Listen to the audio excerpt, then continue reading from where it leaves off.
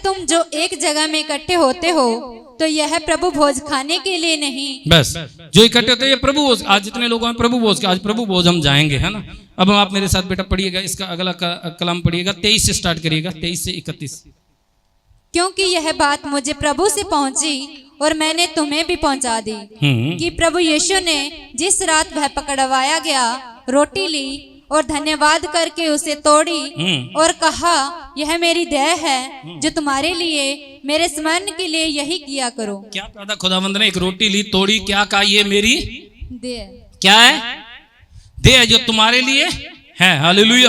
अगर प्रभु देह में होके ना आता, ध्यान से सुने कलीसिया, आज बहुत इंपॉर्टेंट बातें हैं, यही हीलिंग है, वचनों में हीलिंग है। अगर प्रभु शरीर में होके ना आता, आप में से जितने लोग यहाँ गवाहियां देते हैं, एक की भी गवाही नहीं बननी थी, क्योंकि उसके शरीर पर ताड़ना पड़नी थी, कोड़े पड़ने थे, किल लगाए जाने थे, कांटों का ताज पहना जाना था। ये उसकी शरीर की बातें थी, तभी हम चंगाई पाए हैं, नहीं तो हम कभी भी चंगाई पा नहीं सकते थे। अगर यीशु मसीह शरीर में होके यहाँ परमेश्वर ना आता तो कहता वही देह है जो उस टाइम तुम्हारे लिए एक आशीष का कारण बनी है, जो उस टाइम तुम्हारे छुटकारे का कारण बनी है, ये वो ही मेरी देह है। आज भी प्रभु अपनी देह को तुम्हारे हाथों में सौंपता है। आज तो कील मत ठोको उसके अंदर, आज तो कोड़े मत लगाओ उसके अंदर, आज तो धन्यवाद के साथ तोड़ो उसको, क्योंकि उस देह को जब हम पाप करके लेते हैं, हम फिर से उसे सूली पे चढ़ाते हैं, उस पर हम दोष लाते हैं, बल्कि उस देह के लिए धन्यवाद करें, ये मेरे लिए आशीष का कारण बने।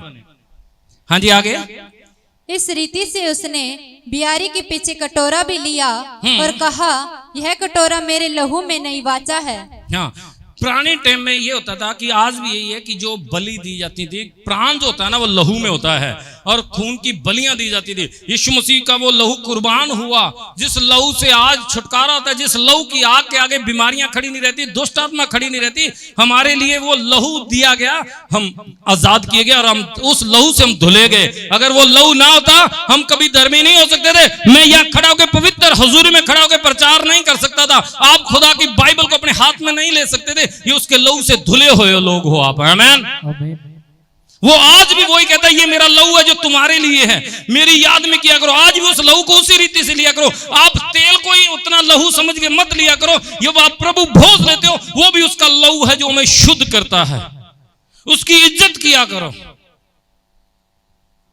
हम छोटे से देसी घी की इतनी इज्जत करते हैं कि वो कहीं एक बूंद नीचे ना गिर जाए, एक चम्मच नीचे ना गिर जाए। हम दूध की इतनी कदर करते हैं, जो इतना कीमती लहू है, जो हमें बल देता है, उस लहू को हमने लिया, ढक्कन खोला, बस ये कर लिया। वो आज भी वही लहू है, वो बोलता है आपके लिए, वो बोलता है आपके लिए, आवाजें देता कि मैं जिंदा लहू। आमीन। मैं जिंदा लहू। आमीन। जो आपके लिए दीवार बनता है, आपके लिए ताकत बनता है, आपके लिए छुटकारा बनता है मेरे प्यारे। आमीन।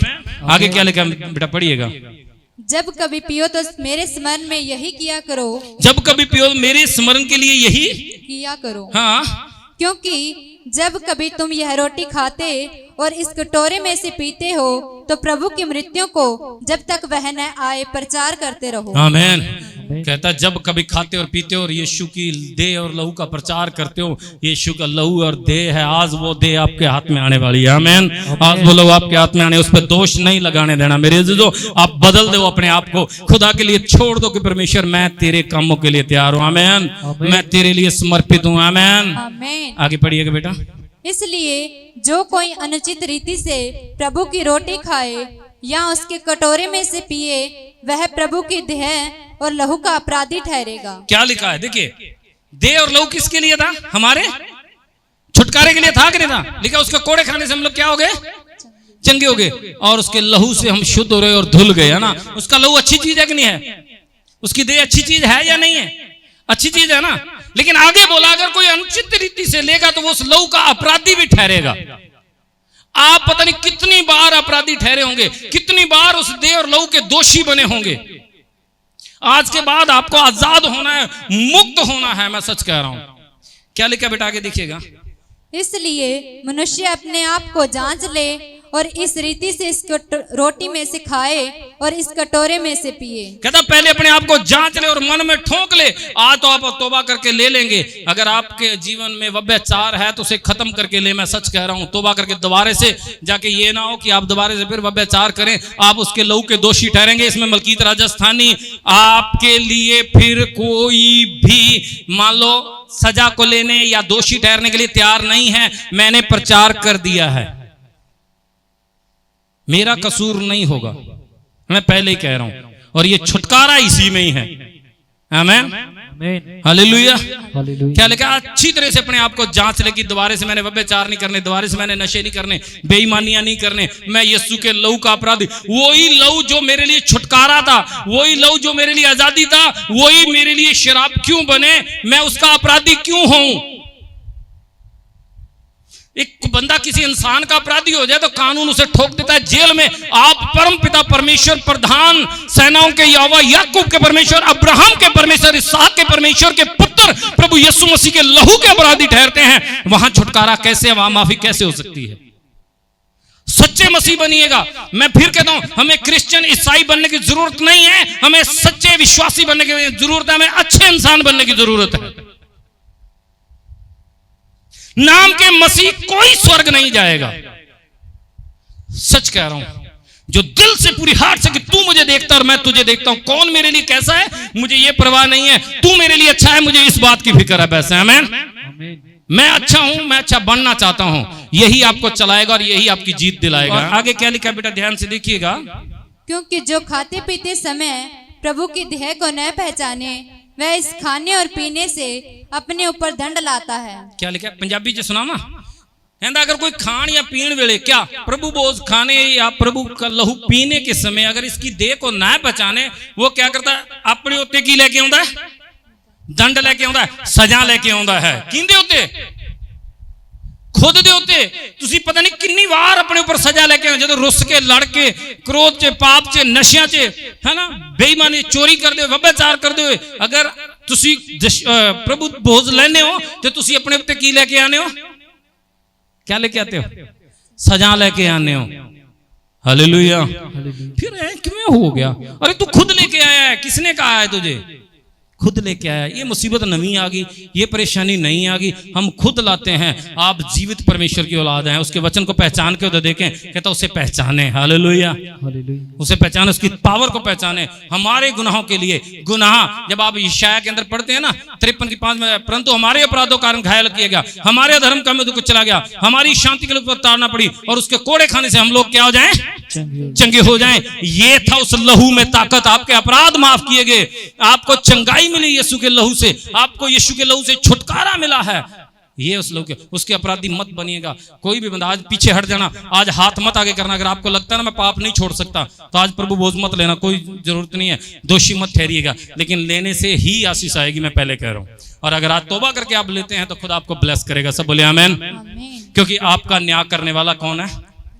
खुदावंद यीशु मसीह है। आमीन। आगे लिखा बेटा, क्या लिखा? फराक से पढ़ते जाएंगे।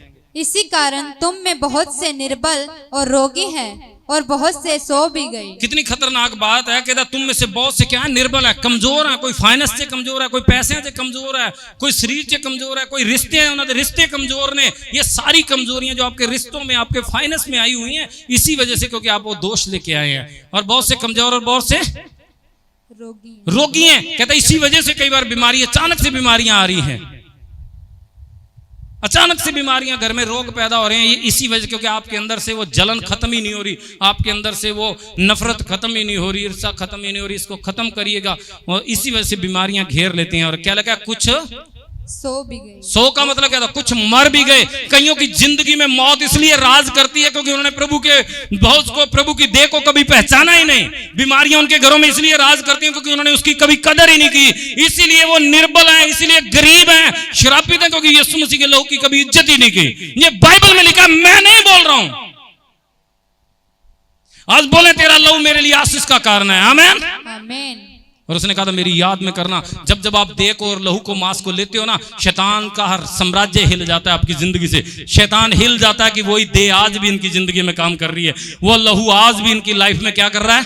काम कर रहा है, क्योंकि बार बार तौबा करा के प्रभु भोज लिया जाता है, देह मांस को लिया जाता है, और बार बार हमारे ऊपर एक लहू का कवच चढ़ता है, बार बार उसकी आशीष हमारे ऊपर आती है, उसकी देह हमारे लिए बोलती है मैं कुर्बान हुआ हूं। आमीन, हालेलुया। उसका लहू हमें कवर कर लेता है, हर श्राप को तोड़ता है, हर पाप को धो डालता है, वो उसके लहू की ताकत है। आमीन। जितने लोग चाहते हैं आज उसका लहू मुझे शुद्ध करे, मुझे पवित्र करे, आज मेरे श्रापों को तोड़े, मेरे बंधनों को तोड़े, उसका लहू आज मुझे चंगा करे, आज तौबा करके उसको लें, खुशी से लें। प्रभु मैं धन्यवाद करता हूं तेरी देह का, मैं धन्यवाद करता हूं तेरे लहू का कि इसके द्वारा मुझे चंगाई आती है और शांति मिलती है। सब बोले आमीन। सब जन एक बार प्रभु के लिए तारीफ कर दे जोर से।